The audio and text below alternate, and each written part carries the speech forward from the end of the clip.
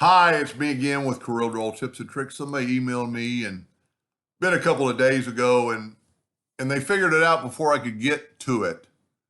Their page, like page 1 or 2 or 3 down here is missing.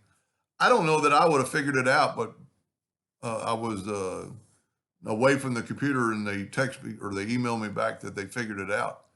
I've never thought about it, but under View, Document Navigator. There it is right there, and you got pages. So if you have 1, 2, or 3 pages, and somehow they checked off this, and they can't see their pages. So under View, I mean, it doesn't really make sense, because you think it'd be under Page, but Document Navigator. So you need to have that checked to be able to see that.